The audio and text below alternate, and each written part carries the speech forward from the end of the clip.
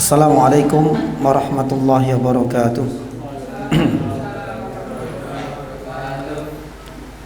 Innal hamdalillah nahmaduhu wa nasta'inuhu wa nastaghfiruh wa na'udzu billahi min shururi anfusina wa sayyiati a'malina.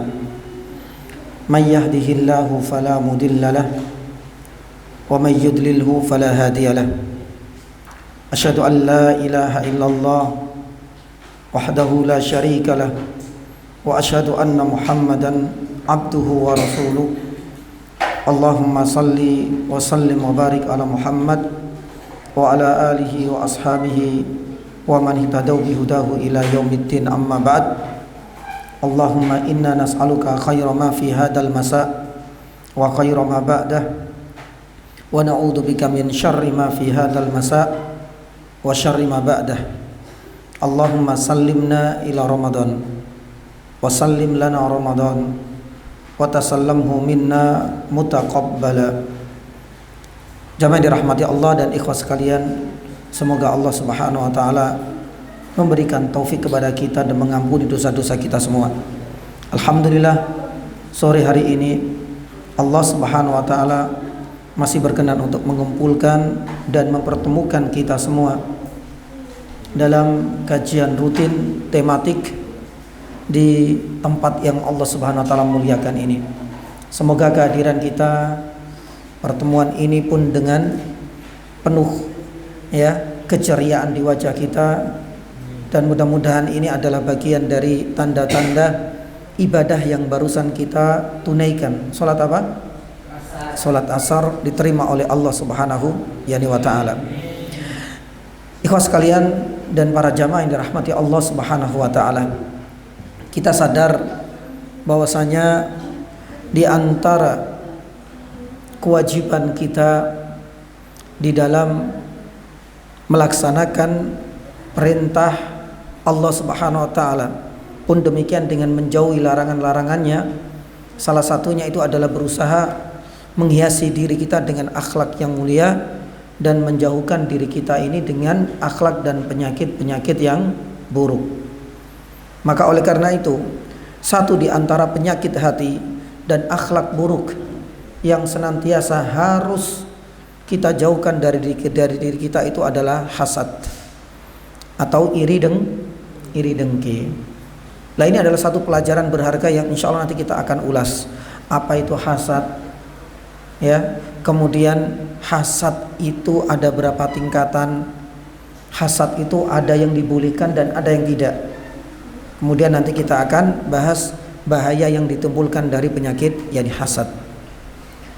Saking besarnya petaka dan bahaya yang ditimbulkan dari penyakit hasad ini, Allah Subhanahu wa taala mencantumkan, mengabadikan di dalam salah satu surat yang mulia.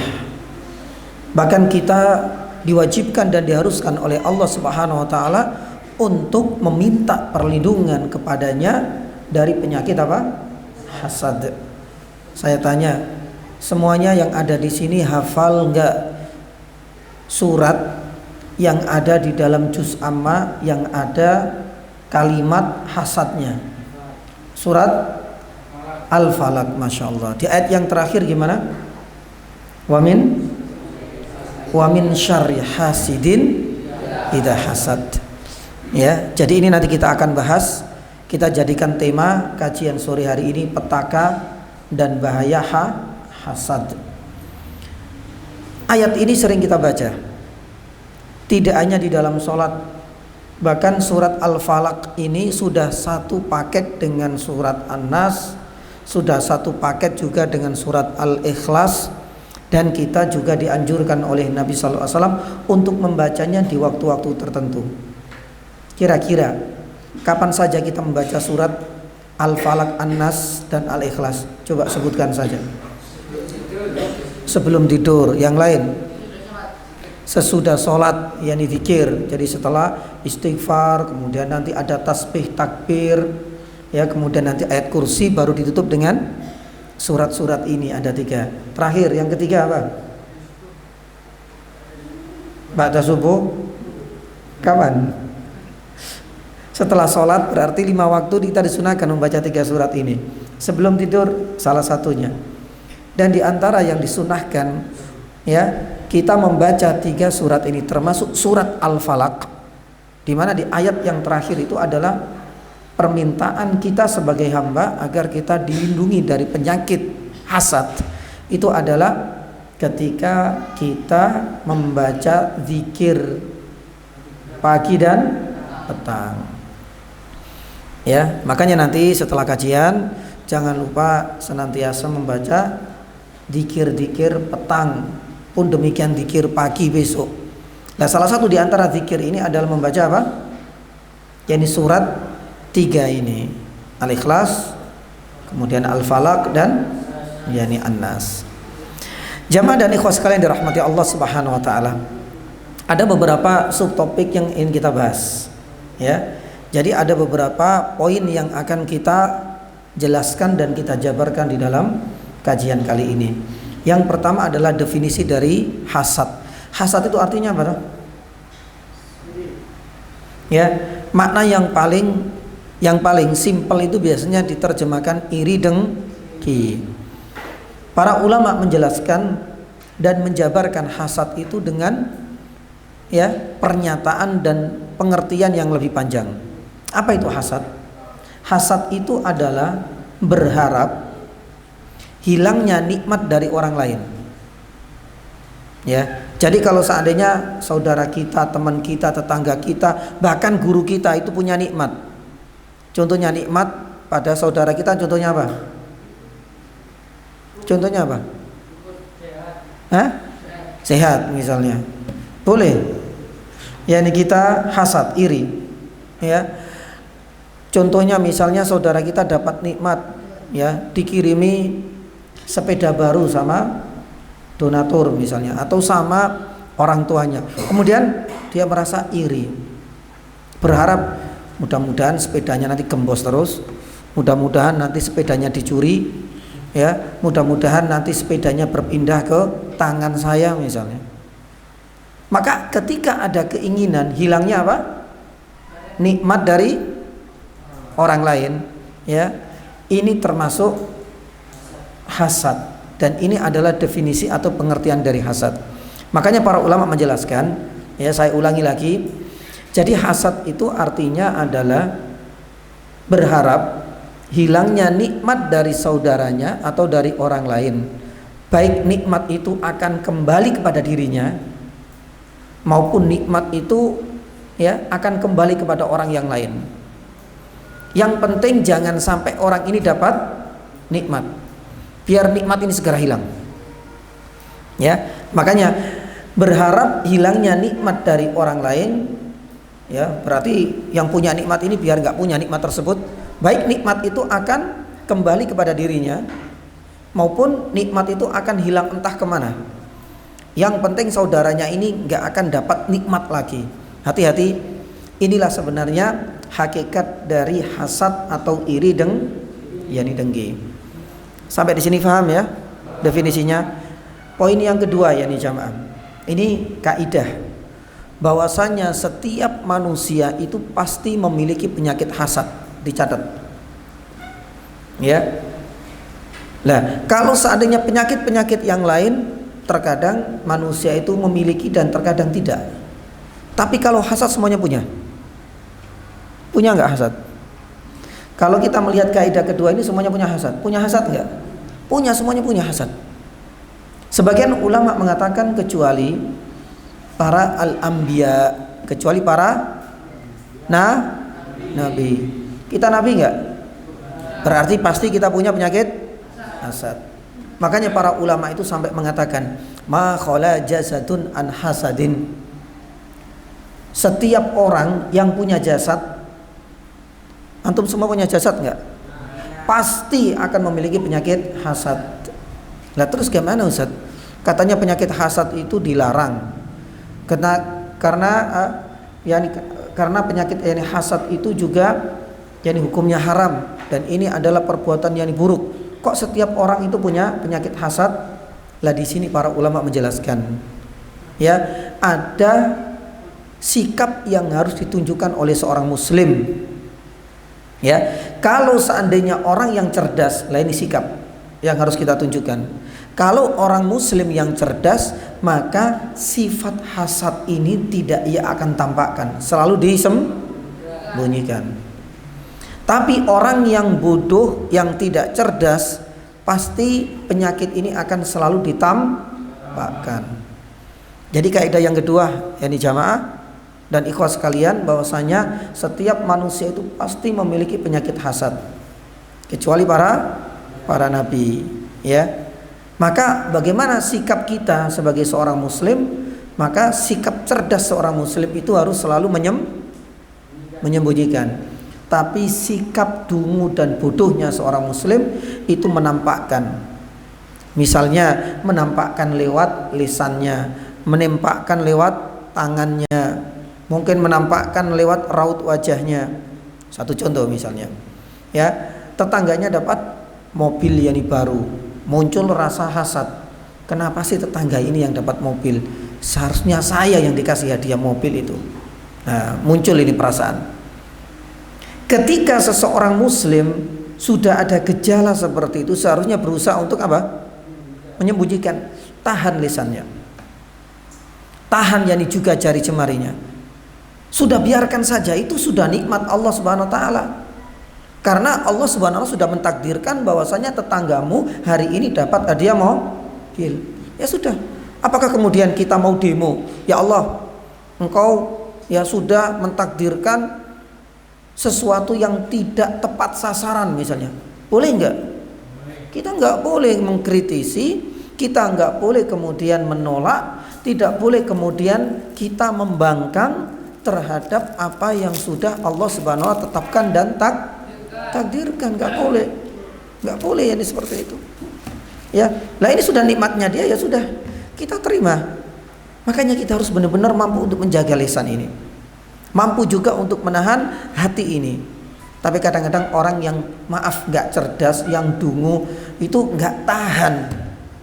Giliran tetangganya dapat mobil, kemudian apa? Ngobrol, ghibah.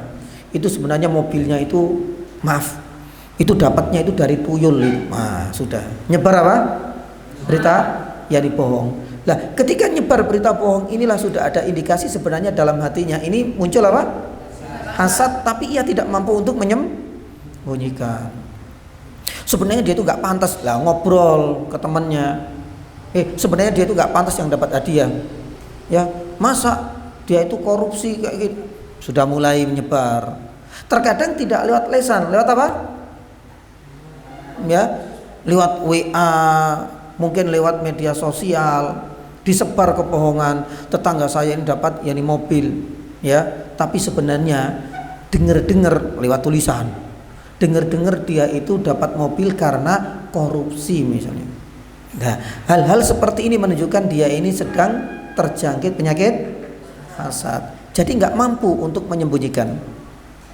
Maka sekali lagi, ikhwas sekalian, sikap bijak bagi kita sebagai seorang muslim, di saat saudara kita mendapatkan nikmat, kita harus mampu menahan apa? Lisan, hati, dan tangan. Kita harus mampu untuk benar-benar menyembunyikan. Ya sudah, kita yakini saja ini sudah sesuai dengan takdir Allah. Sudah, kita nggak bisa kemudian demo, ya Allah Anda salah sasaran, kenapa hari ini dia dapat nikmat saya enggak? Kan nggak bisa. Allah sebenarnya sudah mentakdirkan akan hal itu. Yang ketiga, poin yang ketiga yang ingin kita sampaikan itu adalah jenis-jenis hasad. Jadi hasad secara umum dibagi menjadi dua. Ada hasad yang tercela, berarti dilarang, dan ada hasad yang memiliki makna terpuji, berarti dibolehkan. Ada yang tercela, dilarang, dan ada yang terpuji, dianjurkan. Nah, nanti kita akan jelaskan satu persatu jenis-jenis dari hasad yang tercela, kemudian nanti kita akan sebutkan jenis-jenis dari hasad yang terpuji. Jadi kita membahas hasad yang apa dulu? Tercela. Nah, hasad yang tercela ini ada beberapa jenis. Nah, kita harus ini bisa untuk memahami ini satu persatu lah ya. Karena iri itu ternyata bisa beragam jenis, bisa berbentuk dengan bervariasi ya wujudnya. Maka di sini kita harus tahu. Khawatir kalau nggak mempelajari hasad, ternyata tanpa ia sadari dia sudah terjerumus ke dalam penyakit hasad. Nah ini perlu kita ya dipelajari. Taib. Jamaah dan ikhwas sekalian dirahmati Allah. Bentuk yang pertama dan jenis yang pertama dari hasad yang tercela. Itu apa? Ya. Para ulama menjelaskan, yakni jamaah dirahmati Allah Subhanahu wa taala, yang pertama itu adalah berharap hilangnya nikmat Allah Subhanahu wa taala, ya. Kemudian berharap hilangnya nikmat dari orang lain meskipun tidak pindah nikmat itu kepada dirinya. Ini harus ditulis dan harus difahami. Meskipun tidak pindah kepada dirinya. Jadi kalau seandainya tetangganya itu dapat ya motor baru atau sepeda baru, muncul perasaan agar nikmat itu hilang dari tetangganya. Ya, mudah-mudahan malam ini sepeda barunya dia dicuri orang. Bagus nggak? Nggak bagus, jelek ini, nggak boleh punya perasaan seperti itu. Ini menandakan dia ini sedang tidak mampu menyembunyikan penyakit hasad. Ya. Lah, jenis yang pertama ini dia tidak berharap bahwasanya sepeda itu akan berpindah kepada dirinya. Harapannya nikmat itu hilang, baik dicuri orang, baik kemudian terbakar, atau mungkin ya barangkali ya sepedanya itu cepat rusak biar nggak bisa dipakai, biar nikmat itu hilang meskipun tidak kembali kepada yakni dirinya. Contohnya apa ikhwah? Contohnya apa ya jamaah yang dirahmati Allah? Ya, ditulis. Contohnya itu adalah hasadnya iblis. Ya, hasadnya iblis kepada siapa? Kepada Nabi Adam alaihis salam. Ya. Iblis itu hasad banget. Gara-gara Allah Subhanahu wa taala menyuruh Nabi Adam untuk sujud. Tapi dia nggak mau. Merasa bahwasanya iblis yang diciptakan dari api lebih mulia. Ya, lebih terhormat daripada Adam yang diciptakan dari apa? Yani tanah. Masa saya harus menyembah kepada Adam padahal Adam ini baru diciptakan. Sedangkan iblis ini sudah lama diciptakan oleh Allah. Bahan bakunya pun berbeda. Aku diciptakan dari api lebih mulia. Adam diciptakan dari apa? Dari tanah. Ngapain aku harus sujud kepada Adam yang datang belakangan diciptakan oleh Allah? Saya lebih senior. Hati-hati di sini. Ya, kadang-kadang saya lebih senior, saya lebih tua, saya lebih berilmu, ya. Kamu yang datang belakangan akhirnya dipelunjuk, ini nggak boleh. Ya, lah akhirnya kemudian ada rasa hasad yang muncul pada diri iblis. Lah hasad inilah jamaah dirahmati Allah Subhanahu wa taala, berharap dari sifat iri dengkinya iblis ini, Adam ini harus segera mungkin gimana caranya dikeluarkan dari surga. Ya. Tapi iblis gak peduli. Kalau seandainya nanti Adam dikeluarkan dari surga, dia gak berharap biar nanti surga ini saya tok yang menghuninya, tidak kan? Iblis itu berharap pokoknya gimana caranya Adam keluar dari surga. Sekalipun saya harus keluar surga, gak ada masalah. Maka disinilah kemudian strateginya iblis itu merayu Adam dengan makan. Nah, itu ceritanya. Tapi akhir dari cerita ini apa yang terjadi? Memang benar-benar Allah Subhanahu wa taala menghukum Nabi Adam mau tidak mau harus keluar dari surga. Terus bagaimana nasibnya iblis? Dikeluarkan apa enggak? Enggak ada masalah. Iblis enggak ada masalah, saya dikeluarkan enggak ada masalah. Meskipun saya enggak mendapatkan nikmat yakni dari surga lagi, saya enggak jadi soal. Yang penting keinginan saya untuk mengeluarkan Adam dari surga sudah tercapai. Surga nikmat enggak? Nikmat. Ketika iblis memiliki keinginan agar nikmat surga ini tidak dirasakan lagi oleh Nabi meskipun nikmat itu tidak kembali atau tidak dirasakan lagi oleh iblis. Ini namanya apa? Ya, ini hasad, jenis yang pertama. Ya. Jenis yang kedua, langsung ya. Jadi berharap nikmat orang lain ini berpindah kepada dirinya. Beda enggak dengan jenis yang pertama ya nih, coba. Beda enggak? Beda.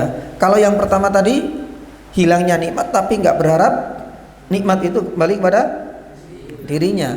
Tapi berharap nikmat itu sudah hilang lah darinya. Ya biar terbakar, biar hilang motornya, biar apalah. Sedangkan jenis yang kedua berharap nikmat itu hilang dari saudaranya dan kembali kepada dirinya. Satu contoh misalnya, di sini misalnya ada yang jualan gorengan, ada ya? Ada. Misalkan yang jualan gorengan 2 orang. Tiap pagi ada bapak bawa gorengan. Biasanya 2 menit ada ibu-ibu juga jualan gorengan. Lah ini hati-hati. Ketika jualannya sama, di jam yang sama, kalau nggak punya iman, biasanya mudah terjangkit penyakit apa? Hasad. Lah biasanya ya, yang santri-santri di panti asuhan ini sukanya gorengan dari si ibu daripada si bapak. Kenapa? Macamnya banyak Ustaz. Mulai dari bakwan ada, kemudian telo goreng ada, pisang goreng ada. Sedangkan bapaknya ini jualan cuma 1 tok onde-onde. Mahal lagi Ustaz. Berarti di sini panti asuhan anak-anaknya suka beli di mana? Di ibunya. Akhirnya si bapak ini merasa nggak hasad.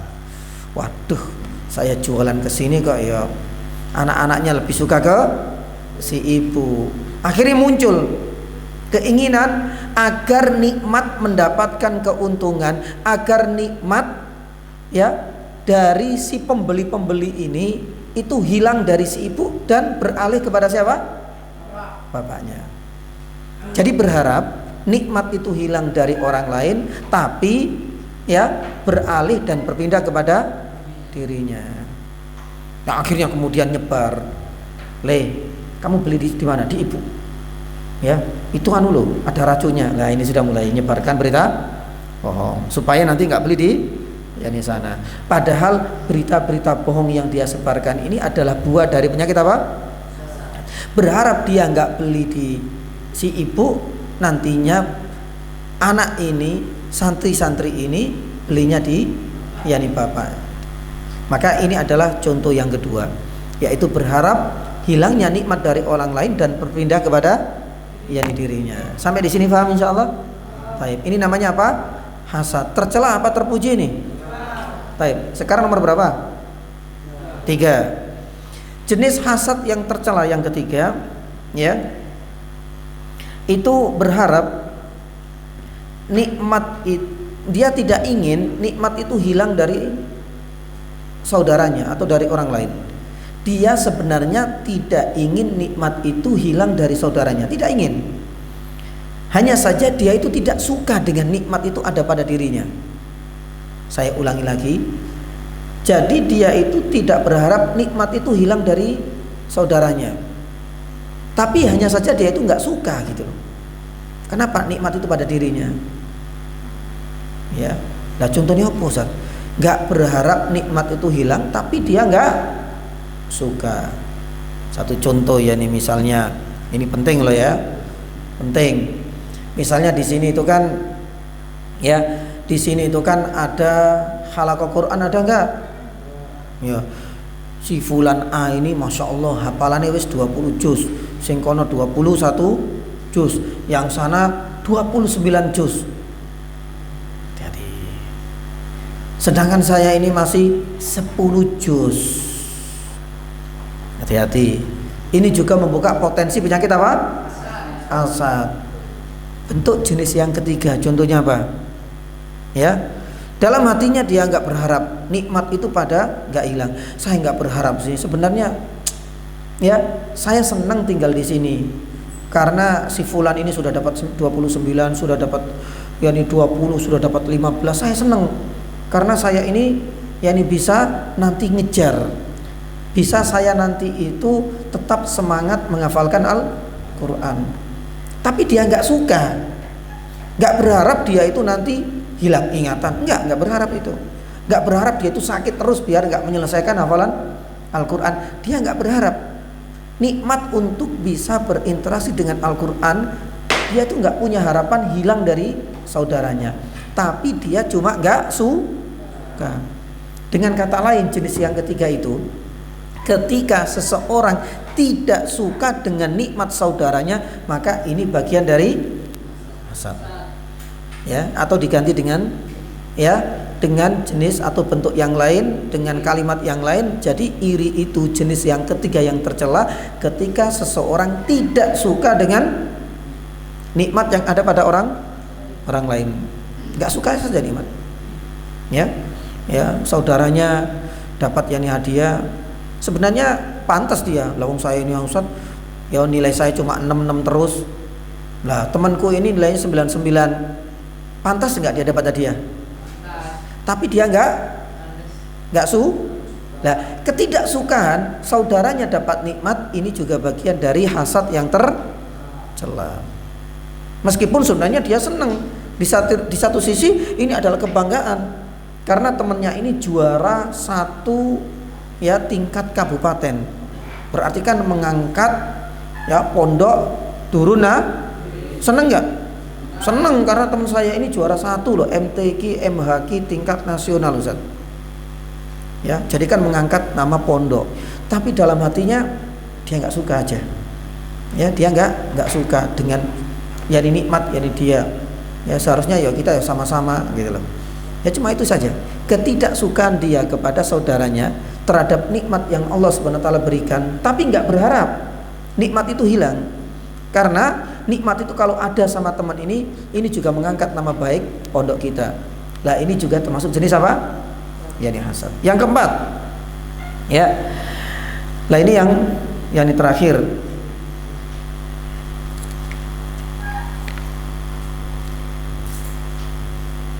Berharap dia ini tidak ingin kenikmatan hilang dari seseorang.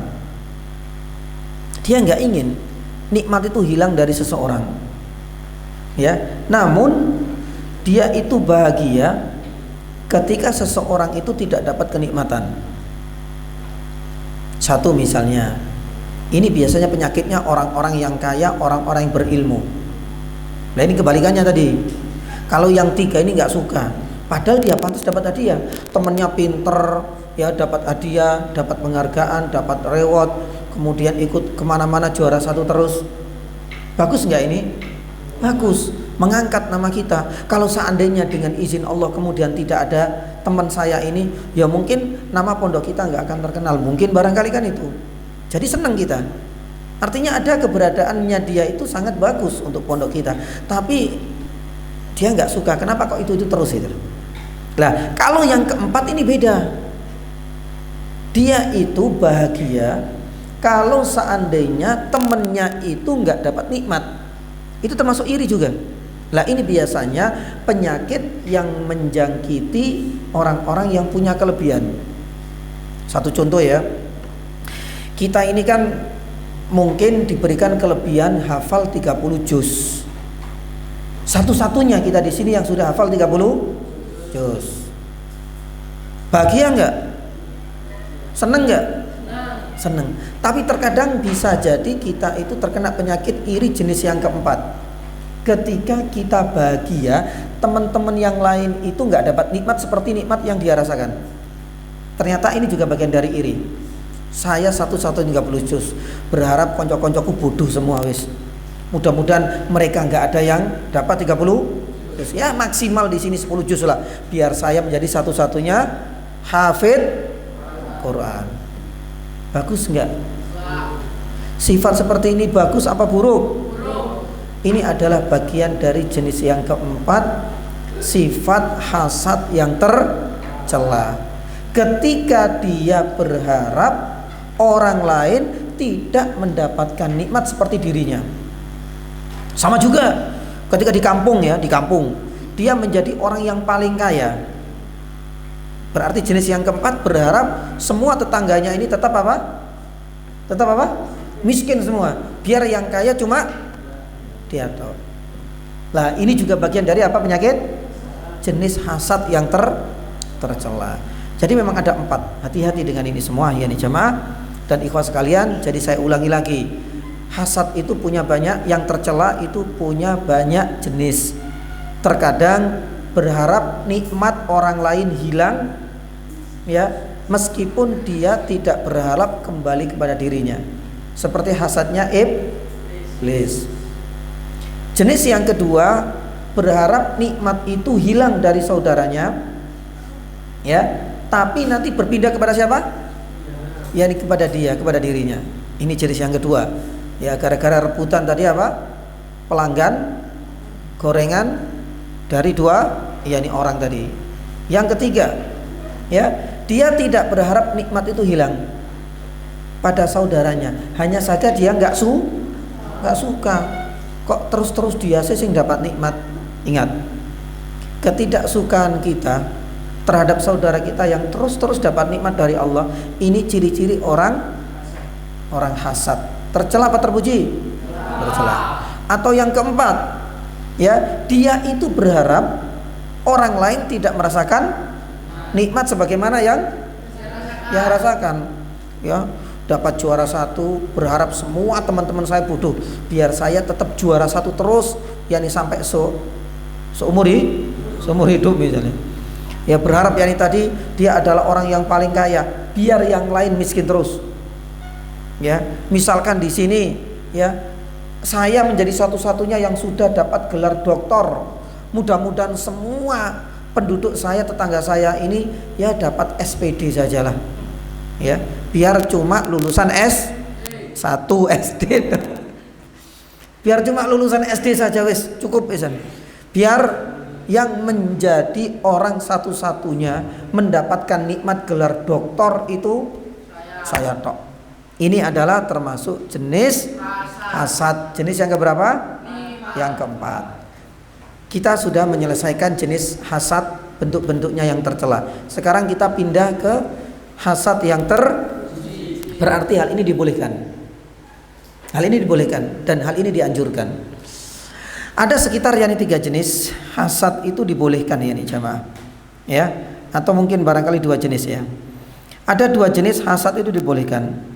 Yang pertama, hasadnya seorang muslim kepada orang kafir ketika orang kafir mendapatkan nikmat tapi untuk kemaksiatan. Saya ulangi, hasadnya seorang muslim ketika orang kafir dapat kenikmatan tapi untuk kemaksiatan. Ini kata para ulama diperbolehkan hasad yani kita.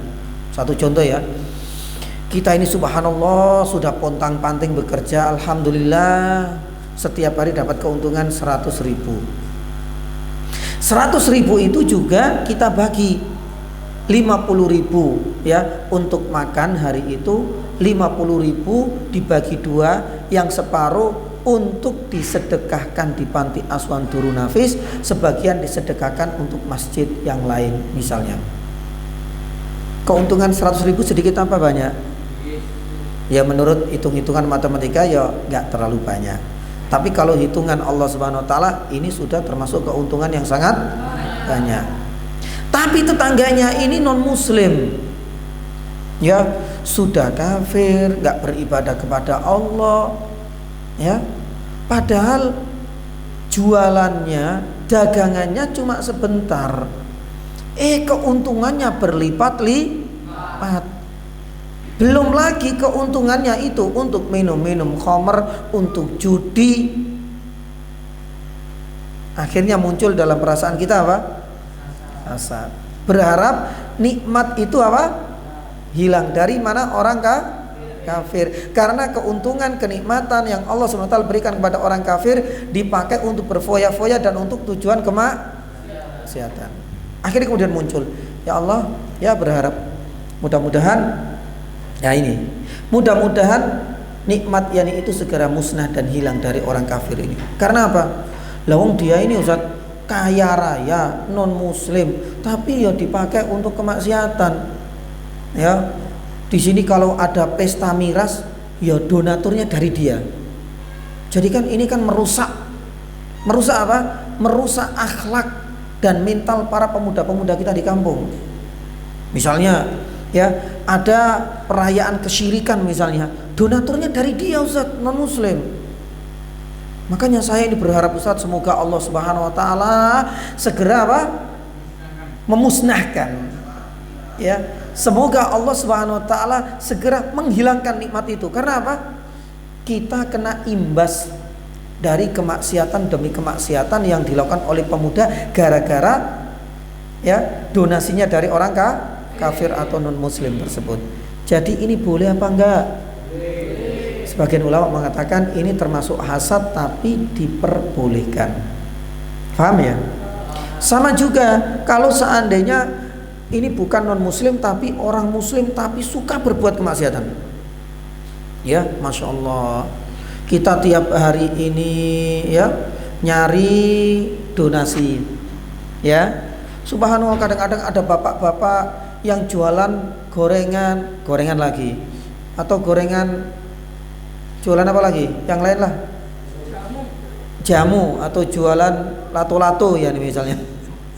Ya, kemudian keuntungannya disedekahkan untuk panti asuhan Darun Nafis. Ya Allah, alhamdulillah, kita senang nggak? Ya ini senang.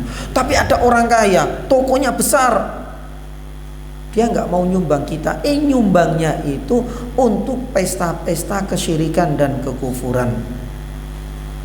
Ya, kita sedih nggak? Sedih. Apalagi kalau seandainya kekufuran, kesyirikan, kemaksiatan itu juga nanti akan merusak mental masyarakat yani kita misalnya.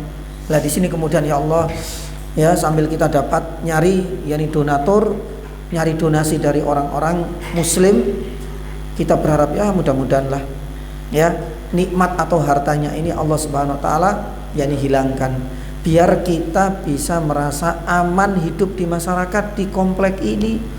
Karena semenjak ada orang ini meskipun kaya tapi dananya, uangnya tidak untuk membangun masjid, meskipun dia muslim, tidak mau disumbangkan untuk panti asuhan, nggak mau meskipun dia muslim, tapi dananya itu dipakai untuk pesta-pesta kemaksiatan. Nah akhirnya kemudian muncul keinginan agar nikmat itu hilang darinya. Boleh nggak ini? Boleh. Ini jenis yang ke satu. Bentuk yang jenis yang kedua tapi bentuk yang pertama. Jadi ini adalah hasad yang terpuji. Ya, dan bentuk yang pertama. Bentuk yang kedua dan terakhir ya, para ulama mengatakan ya hasad yang dibolehkan itu namanya ghibto. Pernah dengar nggak? Pernah dengar nggak? Ghibto itu artinya apa? Ya, ghibto itu yani jamaah dirahmati Allah, ketika seseorang itu tidak berharap nikmat itu hilang dari saudaranya.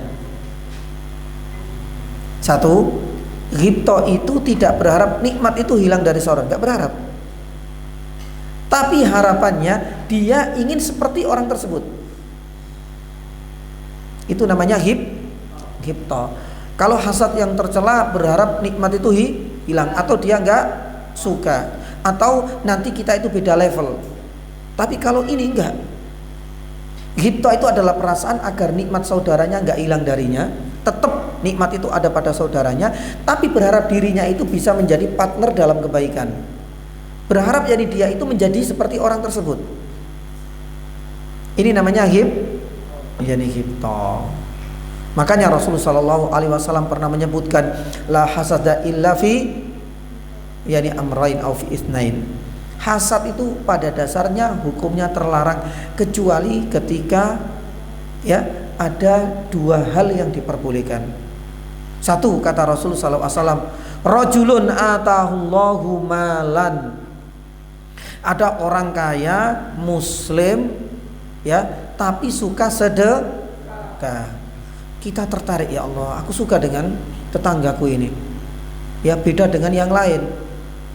sebanyak apapun harta yang Allah SWT berikan kepadanya, itu selalu dia sedekahkan. Akhirnya muncul perasaan, saya berharap dia tetap menjadi orang kaya, biar manfaatnya dirasakan oleh orang lain, tapi harapan saya juga saya bisa mencontoh dan menjadi seperti dirinya. Ya, mencontoh seperti dirinya apa? Pengen menjadi orang kaya seperti dia dan suka bersedekah. Jadi nanti supaya ada partner sama-sama di dalam bersedekah. Lah kalau menjadi partner sama-sama ingin menjadi orang tersebut, sama-sama ingin menjadi orang kaya, sama-sama ingin saling bersedekah, ini bukan namanya hasad yang tercela. Ini namanya hasad yang yang disebut dengan ghibthah. Dia tidak berharap nikmat itu hilang. Beda loh ya. Kalau seandainya dia pengen, ya semoga hartanya nanti dia itu hangus, terbakar, dicuri orang, dan berharap saya nanti jadi orang kaya, biar kalau saya kaya saya akan sedekahkan untuk pondok dan panti asuhan Nurul Nafis. Kalau ini namanya apa? Hasad yang tercela, karena berharap nikmat itu hilang dari saudaranya. Tapi kalau seandainya nggak berharap, ya nikmat ini bareng-bareng lah, dia menjadi orang kaya, saya juga pengen jadi orang kaya. Dia suka bersedekah, saya pun ingin juga seperti dirinya, suka berinfak dan bersedekah. Lah keinginan seperti namanya hasad, tapi dipuji dan dianjurkan. Atau mungkin contoh yang kedua kata Nabi SAW dari ghibthah itu, yaitu dalam hal ilmu. Hal ilmu ini. Lah makanya kita harus jadi suka, kita harus menumbuhkan rasa senang kalau ada temannya yang memiliki kelebihan dalam hal ilmu. Misal dalam hal Al-Quran yang tadi, temannya 30 juz. Nah ghibthah ini bagaimana? Berharap bahwasanya nikmat 30 juz ini hilang apa enggak? Enggak. Ya, biar temanku tetap 30 juz, senang saya. Tapi harapannya saya juga pengen seperti ya, apalagi 30 juz, ya, akhlaknya bagus, pinter dalam pelajaran yang lain, saya pengen seperti dia, Ustaz.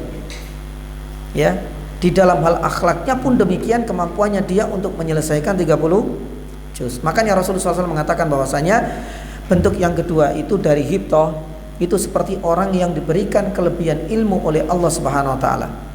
Dia manfaatkan untuk dakwah, dia manfaatkan untuk ceramah, dia manfaatkan untuk membimbing masyarakatnya. Saya pengen nanti. Ya, sebagaimana sekarang mungkin ada dai nasional, siapa contohnya? Sebutkan satu, contohnya siapa? Dai nasional. Kenal loh. Masa nggak kenal sama sekali dai nasional? Seorang dai nasional di negara kita yang terkenal siapa?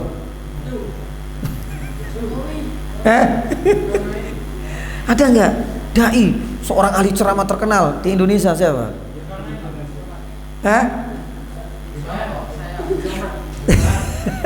Tayyib, kita kenal Ustaz, ini ada dokter terkenal Ustaz, ceramahnya bagus, ilmunya juga Masya Allah luar biasa sekali. Dia menjadi dai nasional Ustaz. Lah saya ini punya anak kecil. Lah coba kita lihat, saya punya anak ini Ustaz, laki-laki sama. Harapan saya Ustadz ini tetap hidup, Ustadz ini tetap ceramah. Dan harapan yang lain agar anak saya nanti belajar langsung sama Ustadz, bisa nanti menjadi seorang ulama seperti dirinya, guna membantu ceramah-ceramah agar Islam ini bisa tersebar kemana-mana. Pertanyaannya, ini hasad yang tercela apa hasad yang terpuji? Yang disebut dengan ghibthah. Ya, jadi hal ini diperbolehkan asalkan tidak berharap nikmat itu hilang. Dia tetap, mudah-mudahan Ustaz anakku ini bisa belajar sama dia. Oh ilmunya luar biasa, oh akhlaknya mulia sekali Ustaz. Kelak mudah-mudahan di Jombang ini tidak hanya Ustadz ini saja, nanti banyak ustadz-ustadz yang lain yang lahir seperti ustadz ini. Lah ini namanya ghibthah yang dipuji. Lah jamaah yang dirahmati Allah Subhanahu wa taala. Sekarang poin yang terakhir, yang keberapa? Tiga apa empat? Ya, kita mau yang keempat. Ya, jadi yang pertama tadi definisi, yang kedua tadi apa? Bukan hasad. Setiap orang itu pasti punya hasad. Yang ketiga apa? Jenis-jenis hasad dan bentuk-bentuknya. Berarti yang sekarang yang keempat. Kita kembali lagi ke poin. Jadi yang terakhir ini, yang keempat ini kita membahas tentang petaka. Kita akan sebutkan secara singkat saja. Petaka dan bahaya dari hasad yang tercela. Karena kalau hasad yang terpuji dianjurkan, apa dilarang? Dianjurkan. Nah, sekarang berarti kita membahas petaka dan bahaya yang ditimbulkan dari hasad yang dicela. Yang tercela. Ya, karena pasti ada bahayanya. Ya, pasti ada sanksi sosialnya. Pasti ada hukuman syar'inya. Nah, di sini ada beberapa petaka yang ditimbulkan oleh hasad yang tercela. Yang pertama, jamaah dirahmati Allah Subhanahu wa taala, para ulama menyebutkan bahwasanya Rasulullah sallallahu alaihi wasallam menyebut menyebut hasad yang tercela ini sebagai penyakit yang menular, penyakit yang ganas. Ya, berarti hati-hati. Kalau seandainya kita terkena penyakit, apakah berharap penyakit itu masih berada di diri kita terus menerus? Kan enggak kan? Berharap kita itu bisa disembuhkan oleh Allah SWT dari penyakit tersebut. Sama juga dengan hasad yang tercela. Hasad yang tercela, jamaah yang dirahmati Allah, itu disebut oleh Nabi SAW sebagai penyakit. Berarti penyakit ini harus dihilangkan, penyakit ini harus diobati, penyakit ini harus segera disembuhkan. Makanya hati-hati dengan petaka dan bahaya yang ditimbulkan oleh hasad yang yang tercela. Kemudian yang kedua, jamaah dirahmati Allah Subhanahu wa taala, hasad ini membuka potensi kedzaliman dan kemaksiatan lainnya. Jadi gerbang dosa itu sebenarnya berawal dari hasad. Kalau orang itu sudah tidak mampu lagi menyembunyikan hasadnya, apa yang terjadi? Akan membuka pintu-pintu dan gerbang-gerbang kedzaliman dan kemaksiatan yang lain. Makanya ini sangat bahaya sekali jamaah. Satu contoh misalnya tadi tetangganya dapat mobil, dia hasad dan hasadnya tercela. Akhirnya apa? Dia merasa nggak bisa menerima. Kok yang dikasih nikmat itu kok saudara saya, padahal dia itu suka apa? Suka minum-minuman keras, kok malah dikasih nikmat dari Allah, dapat hadiah surprise mobil baru misalnya. Muncul rasa hasad, hati-hati. Yang akhirnya hasad ini ketika sudah tidak mungkin lagi untuk disembunyikan, akan membuka pintu-pintu kemaksiatan yang lain, kedzaliman yang lain. Contohnya apa? Dia sudah mulai berbohong, menyebar kebohongan. Berarti ini membuka kemaksiatan yang lain dalam bentuk apa? Bohong. Dia sebarkan. Tahu enggak? Tetangga kita yang dapat mobil baru ini sebenarnya adalah mobil hasil korupsi. Padahal enggak. Tapi sudah berbohong. Gara-gara penyakit apa? Hasad. Dia sebarkan lagi. Tahu enggak? Sebenarnya mobil baru ini adalah hasil curian. Dia itu begal. Padahal enggak. Ini sudah kemaksiatan bohong. Dan dari bohong ini akan membuka kemaksiatan yang lain. Contohnya apa? Karena dia sudah menyebarkan bohong dan merasa dia itu nggak mampu untuk menyainginya, akhirnya masuk ke kemaksiatan yang lain. Dia akhirnya kemudian terpacu untuk memiliki mobil tapi nggak punya apa? Akhirnya apa? Mencuri lah ini. Mulai dari hasad, kemudian muncul membuka pintu dusta dan bohong. Kemudian membuka lagi pintu yang lain kemaksiatan, yaitu apa? Mencuri. Karena dia merasa tersaingi. Lah masa dia itu kalau dilihat miskinnya lebih miskin dia, kok dia yang dapat hadiah, saya nggak dapat, disebarkan berita bohong. Dia nggak berhenti sampai di situ. Gara-gara hasad ini membuka pintu kemaksiatan yang lain. Apa itu? Mencuri. Biar merasa mampu menjadi pesaing darinya. Lalu dia lebih miskin, dapat mobil, masa juga nggak bisa. dia akhirnya kemudian mencuri. Apakah selesai yakni pada permasalahan ini? Enggak. Gara-gara hasad ini nanti barangkali muncul penyakit yang lain dan kemaksiatan yang lain. Misalnya dia mengadu domba dia. Jadi inilah sebenarnya petaka yang bisa ditimbulkan oleh penyakit yakni hasad. Coba kita lihat iblis. Nah, kita sekarang lihat iblis ini. Iblis itu ketika berharap Nabi Adam itu keluar dari surga, keinginan tercapai enggak? Pertanyaannya, apakah kemudian berhenti sampai di situ iblis? Apalagi keinginan iblis dari Adam? Contohnya apa? Ya, kan berangkat dari iri. Akhirnya kemudian iblis ini berharap Adam keluar dari surga. Tercapai enggak? Tercapai. Tapi iri ini sekali lagi membuka potensi gerbang kemaksiatan yang lain. Iblis ini nggak berhenti sampai di situ. Meskipun ini sudah ya tercapai, dia punya keinginan buruk lainnya. Apa itu? Menggoda manusia. Anak keturunannya jadi korban. Itu nggak akan selesai. Sama juga ketika seseorang itu sudah iri dan dengki, pasti ada niat jahat yang ingin tercapai darinya. Tapi itu bukan satu-satunya. Pasti akan muncul lagi niat jahat yang lain.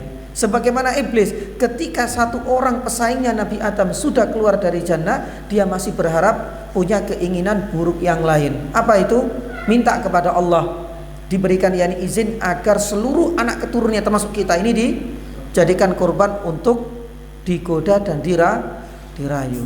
Jadi bahasanya itu para jamaah dan ikhwah sekalian, hasad ini itu membuka niat lain untuk berbuat kejahatan dan keburukan. Makanya kita harus benar-benar rapat menutupnya, jangan sampai terbuka. Kita harus mampu untuk menyembunyi, karena setiap manusia itu pasti punya penyakit yang bisa. Mampu ya? Bisa ya? Bisa insyaallah. Kemudian petaka yang keberapa? Yang ketiga. Ternyata hasad ini bisa menghapus amal soleh kita. Eman gak? Eman banget. Bayangkan ya nih jamaah. Ya, kita sudah berusaha untuk sholat malam, menghafalkan Al-Quran. Di sini nggak main-main, terus ibadah. Pun demikian kita juga kajian ilmu. Kira-kira kalau dihitung pahalanya banyak nggak? Tapi pahala yang sudah kita kumpulkan setiap harinya ini akan hangus, akan hilang kalau kita tidak mampu menyembunyikan penyakit hasad. Apalagi punya penyakit hasad yang tercela, dia tampakkan dengan lisannya, dengan tangannya, hangus sudah. Sia-sia kita ya mengumpulkan pundi-pundi pahala setiap harinya. Mau nggak seperti itu? Ya makanya jangan sampai ya kita penyakit hasad. Iman loh ya. Ya, berhari-hari kita menghafalkan Al-Qur'an tapi hilang pahala membaca Al-Qur'an gara-gara penyakit hasad. Hati-hati dengan ini semua. Kemudian jamaah dirahmati Allah Subhanahu wa taala, yang keberapa? Yang keempat, dan ini yang terakhir dari petaka yang ditimbulkan oleh hasad yang tercela. Apa itu? Hasad ini adalah sifat dan akhlaknya orang-orang kafir dan orang-orang munafik. Ya. Lah mau enggak seperti mereka? Ya, makanya kita harus mampu untuk menjaga diri ini ya. Kalau kita lihat jamaah dirahmati Allah Subhanahu wa taala, orang-orang Yahudi itu paling hasad. Al-Qur'an menjelaskan dan menceritakan hal itu. Bayangkan, orang Yahudi ini hasadnya kepada Nabi sallallahu alaihi wasallam luar biasa. Gara-gara apa? Satu, Al-Qur'an diturunkan itu lebih sempurna. Beda dengan kitab Taurat. Akhirnya mereka hasad. Pun demikian hasadnya mereka kepada Rasulullah SAW, karena Rasulullah SAW diutus menjadi nabi paling akhir, sedangkan nabi yang diutus kepada orang-orang Yahudi, Nabi Musa, datangnya sebelumnya. Akhirnya kemudian muncul penyakit apa? Hasad. Baik nggak penyakit ini? Karena ini adalah penyakit dan sifatnya orang-orang kafir, orang-orang Yahudi. Orang Nasrani pun demikian, orang-orang munafik juga demikian. Maka inilah diantara petaka dan bahaya yang ditimbulkan oleh hasad yang tercela. Rasulullah SAW menyatakan ini penyakit. Jadi bukan ya di sebuah nikmat. Berarti ini penyakit yang harus segera untuk dihilangkan. Yang kedua, apa tadi? Apa tadi bahaya yang kedua? Tayyib.